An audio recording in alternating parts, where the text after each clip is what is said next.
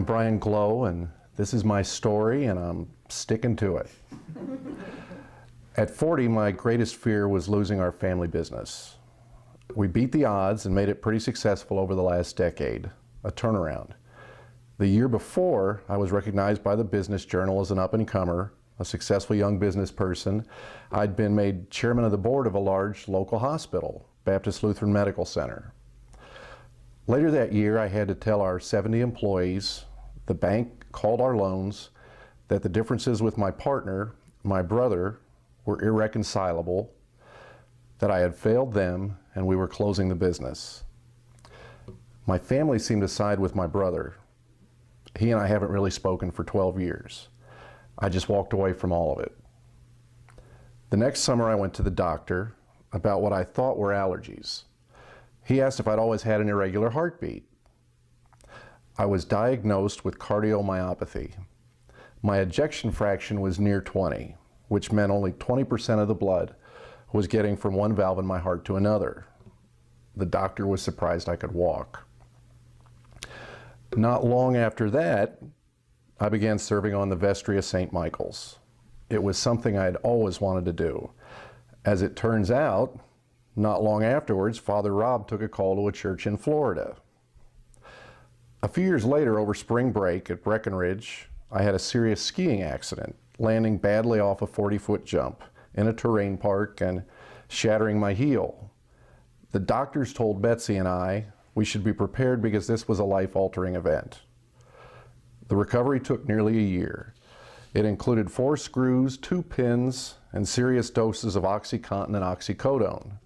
Few people outside of Betsy and the kids knew what I was going through. This is during the time when we were well into our search for a new rector at St. Michael's.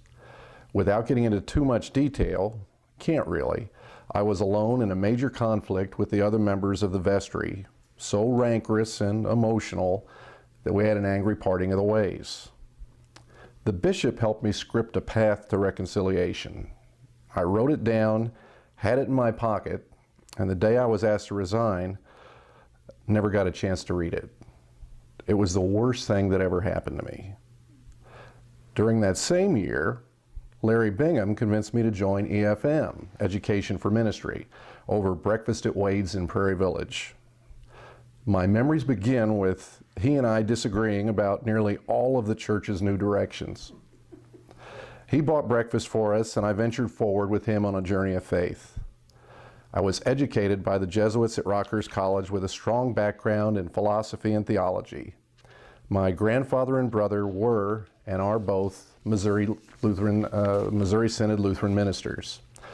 So I knew what I knew and enjoyed debates regarding these issues.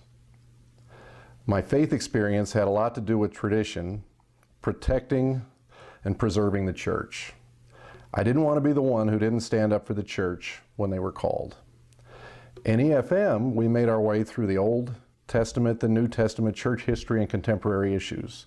We shared our life stories and grew into an intimate group of friends, many of whom are sitting in here today. There are 3 significant themes throughout the Bible: journey, change, and inclusion. During my time in EFM, I really challenged the church's new direction regarding alternative lifestyles.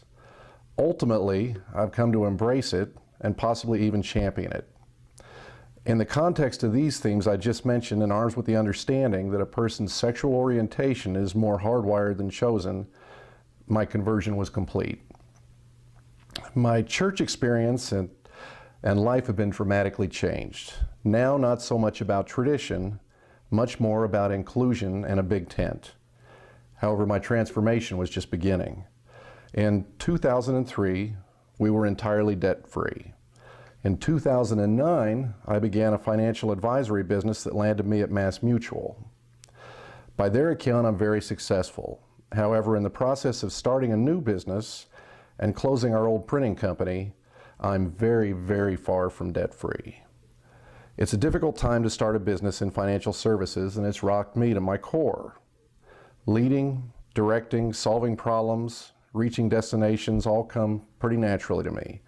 According to Myers-Briggs personality profile, I'm an ENTJ with a knack for bringing order to chaos and thriving in conflict. Patton and MacArthur were more notable characters with my personality type. Likewise, in times of conflict, I can be as gentle as a bull in a china shop. Just saying. Over the last decade, my ability to organize and control my life has seemed a little insufficient to the task.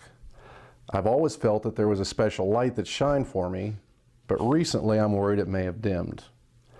I've tried my hardest, but for the last decade it's been one setback after another.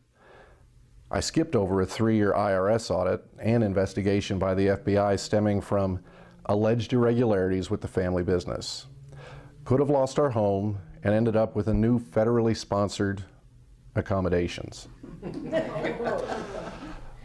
With my health, finances, and work with the church, I and ultimately my family have faced tremendous setbacks on every level. The hospital I was chairman of the board of even closed. If you ask my family, they'll say they miss some of the perks we used to enjoy. Aspen, a country club, abundant financial resources. But they'll tell you that they like this version of me and us a lot better. Although we're very challenged financially, things seem to work out. Through college, or nearly through, we don't really do without. As I share this with you, I can say I think it's made me better. I have a new ministry now. It's about serving. It's about making people's lives better and about helping them realize their dreams through my work as a financial advisor. I've been part of the Good Samaritan Project for more than 3 years as treasurer, thanks to a dear friend from EFM, and become a bit of an activist in support of the LGBT community. I've lost a lot, but I've gained much more. There's a wonderful world to embrace with the chance to have many more friends from so many different places.